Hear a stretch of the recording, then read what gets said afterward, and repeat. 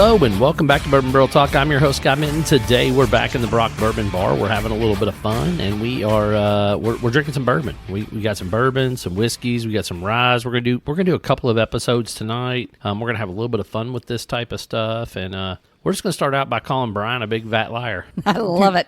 Seriously, right? Usually, like fat would be PHAT, like fat instead of FAT. Yeah. So our first drink for the evening is Big Vat Liar from Potter Jane. Some pretty known names behind the brand. And mind you, when they first came out, they swore up and down. Well, all right. They announced up and down that they had no intention of ever sourcing barrels. Yes. Mm-hmm. $50 million later. Seriously. They're like, all right, we got to do something different. So they sourced a number of barrels, which is 6-year-old Kentucky straight bourbon whiskey. And it doesn't say where it's from. I see Nick looking off in the... All right, he waved me off. He's trying not to breathe too hard in the mic. Well, that and I'm hearing things from upstairs. Oh. So that's why I'm about to do an evil text here in a second. They're here. Anybody the name of the movie? Poltergeist. Thank you. Oh, I didn't know you wanted us to name it at that second. No, I would never ask a question unless I wanted the answer. My bad. So what they did that I loved, they had a press conference, like some of the best marketing of all time. And their press conference was, we are Big Vat Liars, where they chose to vat all these different barrels of 6-year-old Kentucky straight bourbon whiskey, and they released it. Right. The barrels were anywhere from 105 to 120 proof, and that final bottling is at 109.6 with a ridiculous MSRP of $49.99. So my favorite thing about this whole thing is the liar pants on fire. Whenever you saw me just a moment ago look away, whenever he was describing that and I saw that, I'm like going, oh, that's really good. I like that because I was like going, is literally the picture on the bottle is a pair of blue jeans that are on fire. Yeah, you would think, right? So marketing did a really good job with that. Yes. Yeah. So master distillers and distillers, they're very scientific. They're probably not overly creative. And whomever came up with this pitch, this marketing, I love it. And then the price: 6-year-old whiskey at $49.99. 109.6 proof. So Scott has been kind of digging into the nose. What you got, my friend? It is a fruit bomb. Like, it is just so much fruit going on this nose. There's like a little bit of, and oddly enough, it's like tropical fruit. It's like mango-y, pineapple-y, and then there's a little bit of like stone fruit lingering in there too. Yeah. When you say tropical, it's like I don't get a whole lot of sweetness. So mango to me on the nose doesn't give you like a deep sweetness. Correct. I can't just. It's more of a feeling for me that it gives me. Yeah, but it's definitely not like the sweet. Like star fruit, mango, dragon fruit. Yeah, I'd lie. I'd be lying if I said I remember what dragon fruit smells like, to be completely honest. But like kiwi, star fruit, just those tropical fruits. But dude, it's got legs that do not break. Yeah. Look at those things. I know. When you said kiwi, what's the proof? 109.6. 109. Okay. Yep. And when you said kiwi, that was the thing that I was trying to. You couldn't put your finger on. No, but. Kiwi has a very specific texture of flesh. Yes, it does. Yeah, okay. It's fuzzy. Yeah. All right. I got a friend that eats kiwi like an apple, like literally through the flesh and everything. Like, but historically on the show, if we say the word flesh, there's a little yeah, for sure. Yes, I didn't want to go there. I wanted to pay it. It's all good. Yeah. Jared's not here. Yeah. Oh, he's not. No. Just for the audience, if you do get your hands on this bottle, there are fruits here, but there's some some wood tannins that are still coming in the underneath, and we're just kind of eliminating those automatically because we kind of get those about all the time. But yeah, I mean, there is a light oaky note, but I mean, it's just so much fruit. I mean, so much fruit, and there's a little bit of pepper. That's what I was going to say. There's a couple other little tannins that I'm getting too. That one of them was pepper. Yeah, and on the palate, it's a little crafty to me, which I know that. So the Neelys, they're known for, they have this crafty little note on their whiskey. Yeah, that pot still. Yeah. It's the double thumper in my opinion.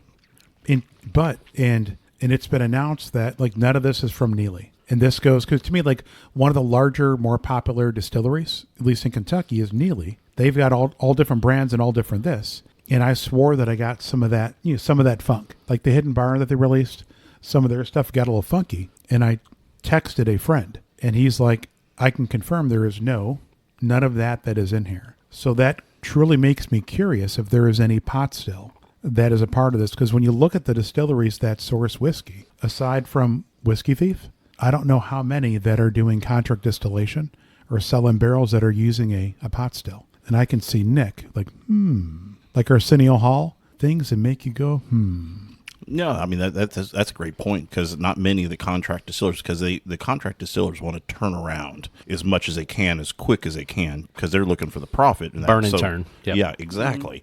So with a pot still, and especially if you're talking about a thumper or double thumper, that's not slow, or that's not quick, I should say. No, it's not. But I will say this: I'm pretty confident that Royce has sold some of his barrels out on the open market. Now, the only other caveat, when you start talking about pot still, I started, thinking around, and I was like, well, you say Kentucky straight bourbon, so if it's Kentucky, it didn't come from like Spirits of French Lick. They had a pot still for a long time that they ran pretty actively. Oh, wait, in Kentucky? But not in Kentucky. No. That's what I was gonna say. Got it. So I was just trying to think of places that had a pot still, and then like I said before, I heard you say Kentucky. That's what I was, because you're right, like that fruity note, like it's got a little bit of a malty like undertone too on the palate, which is pretty traditional for pot still. But I don't know, it's not a bad pour.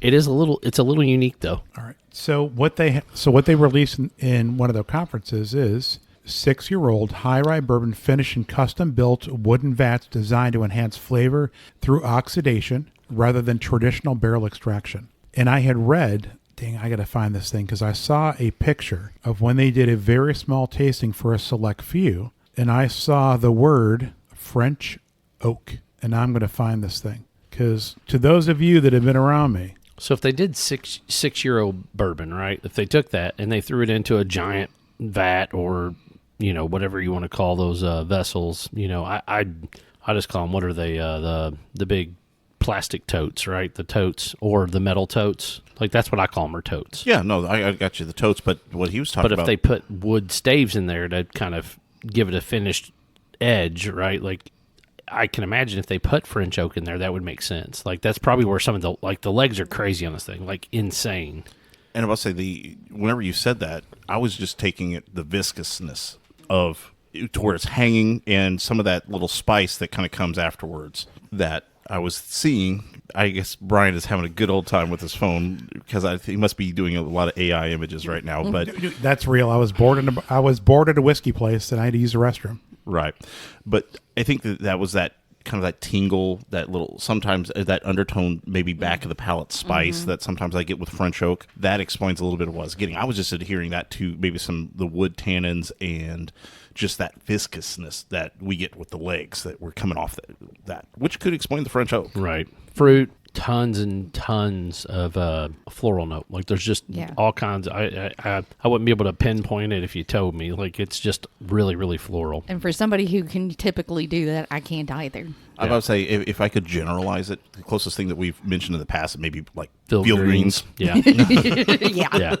Yeah, 100%. I mean, it's like, I could be like, well, there's maybe a touch of honeysuckle, but it's not really that sweet. But then I'm like, well, it's not really dandelion. It's not violet, but it's like it's a mesh. potpourri. Yes, it's it's a potpourri. Yeah. For sure. That's a good explanation. Mm-hmm. Sorry, cleansing my palate there. Nope, Same for me. I just did too. But yeah, I mean, it's definitely a unique pour. I'm kind of surprised that they did do some source distillate, but overall, it's a perfectly good pour. For the price, $49.99, you can't hate on it. That and from a marketing standpoint, they're owning it in this. Yeah, liar, liar, pants on fire. Yeah, they had some. Yeah, right. So I found like what I was referring to. So the June 2006 release, 5/26/26 bottling date, base liquid 6-year-old straight bourbon whiskey, and then they have time in cask, time in stainless vat, time in bottling tank, then percentage of final blend. And I see 500 liter of French oak, time in cask 12 weeks, time in stainless vat 3 weeks, time in bottling tank 3.5 weeks. And then percentage of final blend is 14.5%. Right. They did not post more than that. 2 giant barrels of French oak, though. That is a teaser galore. Yeah. I mean, it's definitely interesting. Yeah. I'm not hating on it. $50. That's what I'm saying. For the price point, it's a buy. Story, funny. sold. That's what $50 is worth. Yeah. Would we want to have them on the podcast at some point if they're listening in? I'll listen. I'll talk to anybody just about. All right. So next time I ask a question, you say hell yes. Why would I say hell yes to anybody? No, Dude, but you could. I would say, no, think of it this way: he's open to anybody. I'm open to anybody. He's not going to run like a joyous fat man to like a Denny custard and yogurt. Jane, that's a hell yes. Okay. Hell yes. Does that Thank make you feel better? Thank you. Right. Note to Scott, please edit out the previous 28 seconds. Of No, No. not doing it. No, I know. But but listen, I'm just being honest. Like I listen, there's tons of people in this industry I would love to talk to, would love the opportunity to speak with. They are one of them. I would enjoy that conversation. I think it would be fun. They've got a lot of things going on. To be completely transparent, some of the stuff I've tried of theirs, I wasn't a massive fan of. Some of the stuff I've like, oh, it's pretty good. So like anybody, I'm going to have that conversation with anybody. So I think that's the big, touch point. I've had multiple people on multiple times. I've had some people on. I've only had them on once. I don't know that I'm entirely crazy to have them on again, but like, listen, I'll have a conversation with anybody that's wanting to talk to us as long as it makes sense. Sounds good to Numbers? me. Are we giving this thing a number, or are we just saying it's a buy or a not buy? Let's just do buy, not buy. I like say that. buy. Yeah, I buy. mean, I would say for the price point of $49.99, it's a buy. Yeah. All right. Buy for me, and I appreciate that they don't market it as a finished whiskey, even though it was in a bunch of different types of different casks. They're liar, pants on fires. See, a story. Bingo.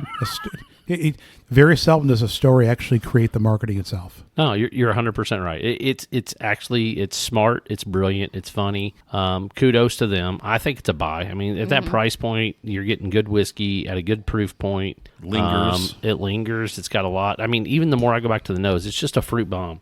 Like I could sit here and just nose this glass all night. I mean, literally.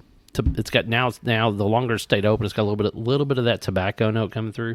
But dude, it's just so fruity. All right, wrap it up. All right. I think that's our episode of Bourbon Barrel Talk. If you want to find us, you can find us on Facebook, the Instagram, or the X. Make sure you hit the subscribe button. That way you get those episodes on Sunday morning at 6 a.m. You can email us any questions to bourbonbarreltalk@gmail.com, or you can click the little button and message us on Facebook or the Instagram. This is Scott, the Brox, and Brian signing off. Peace. Luncha.